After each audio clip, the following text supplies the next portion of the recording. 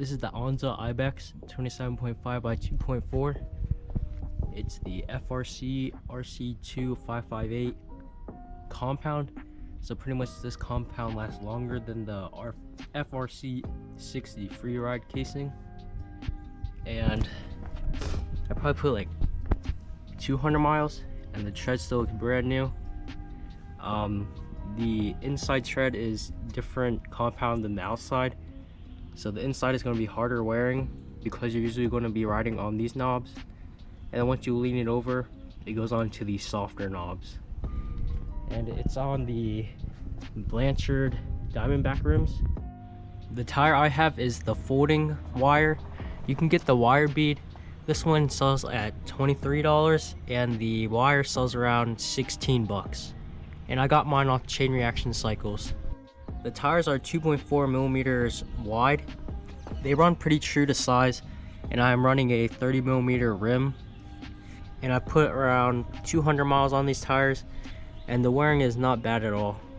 Compared to my rear tire that I put on at the same time, obviously the back is going to wear more. So compared to the tread compound of the DHR, this is a 26 by 2.3, but the tread is still going to be the same. They look pretty similar. Everyone says the Ibex looks more like a high roller. On tire grip, the tire grips super well. It might grip as well as the DHF and the DHR. Cornering, you have so much confidence because you don't have to worry about slipping out, and rolling resistance isn't that bad. It's the front tire, so I wouldn't notice it, because in the rear you usually want a lower compound rear tire for rolling resistance. I've had no problems with the durability of the rubber and the sidewalls. This is a front tire, so you usually won't have any issues, but from the looks of it, there's like no wearing on the sidewalls. When you ride in muddy conditions, these little channels get clogged with mud, and then when you go over roots, you can kind of feel the tire lose a little bit of grip, but it's super predictable.